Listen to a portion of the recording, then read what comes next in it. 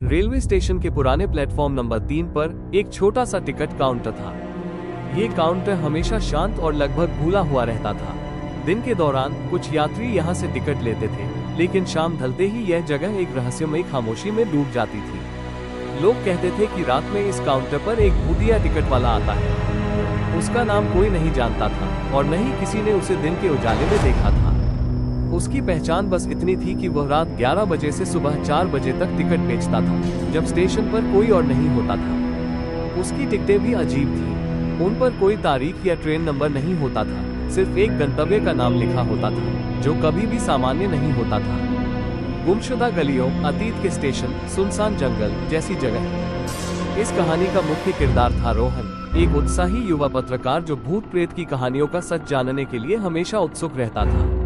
रोहन ने जब इस भूतिया टिकट वाले की कहानी सुनी तो उसका मन इसे अपनी अगली रिपोर्ट बनाने के लिए बेचैन हो उठा। उसने अपनी कैमरा, रिकॉर्डर और एक टॉर्च ली और आधी रात को स्टेशन की तरफ चल पड़ा। रात 11 बजे रोहन प्लेटफॉर्म 3 पर पहुंचा। स्टेशन बिल्कुल सुनसान था, सिवाय एक पुरानी ट्रेन के जो प्लेटफॉर्म के आखिरी छोर पर खड़ी थी। उसकी लाइट्स डिम थी और इंजन से हल्की भाप निकल रही थी। रोहन को लगा कि यह कोई सामान्य ट्रेन नहीं है। तभी टिकट काउंटर की खिड़की खुली। अंदर से कोई दिखाई नहीं दिया, लेकिन एक धीमी सूखी आवाज सुनाई दी, अगला यात्री कौन है? रोहन ने अपनी हिम्मत जुटाई और काउंटर के पास गया।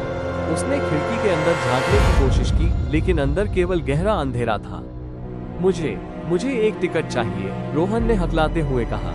कहाँ का? आवाज ने पूछा।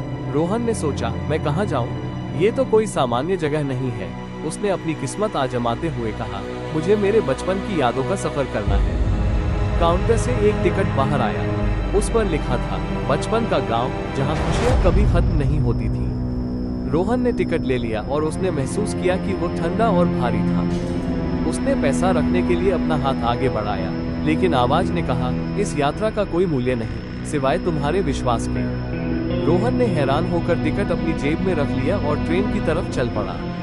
जैसे ही वो ट्रेन में घुसा, उसे लगा कि वो किसी पुराने समय में वापस आ गया है। ट्रेन के अंदर का माहौल बहुत अलग था। सीटें लकड़ी की बनी थी और दीवारों पर पुराने समय की तस्वीरें लगी थी। ट्रेन ने धीमी गति से चलना शुरू किया।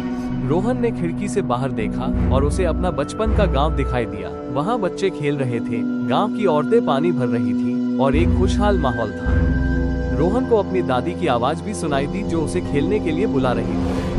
रोहन को ऐसा लगा जैसे वो अपनी यादों को फिर से जी रहा था। उसकी आंखें नम हो गईं। उसने महसूस किया कि यह भूतिया टिकट वाला कोई भूत नहीं, बल्कि एक जादूगर था जो लोगों को उनके खोए हुए पलों से मिलाता था। अचानक एक तेज झटका लगा और रोहन की आंख खुली। वो प्लेटफॉर्म पर ही सो गया था और सुबह के 4 बज चुके थे। उसके हाथ में वही टिकट था, लेकिन अब उस पर लिखा था, ये यात्रा खत्म हो चुकी है। रोहन ने पीछे मुड़कर देखा। टिकट काउंटर बंद था और वो पुरानी ट्रेन गायब हो चुकी थी। उसे समझ में आ गया कि यह कोई सपना नहीं था। भूतिया टिकट वाला सच में लोगों को उनके खोए हुए समय से मिलाता था। रोहन ने अपनी रिपोर्ट में सब कुछ लिखा, लेकिन उसने भूतिया टिकट वाले को एक जादूगर के रूप में दिखाया, जिसने लोगों को उनकी भूली हुई खुशियों से फिर से मिलाया। उसकी कहानी बहुत प्रसिद्ध हुई और लोग दूर दूर से उस स्टेशन पर आने लगे। लेकिन अब कोई भी आधी रात को टिकट लेने के लिए नहीं आता था। उन्हें पता था कि वे अपनी खुशियों को अपने भीतर ही पा सकते हैं। और भूतिया टिकट वाला, उसने अपना काम पूरा कर लिया था। अब वो और भी कई लोगों को उनके खोए हुए अतीत से मिलाने के लिए नए गंतव्यों की तलाश में था।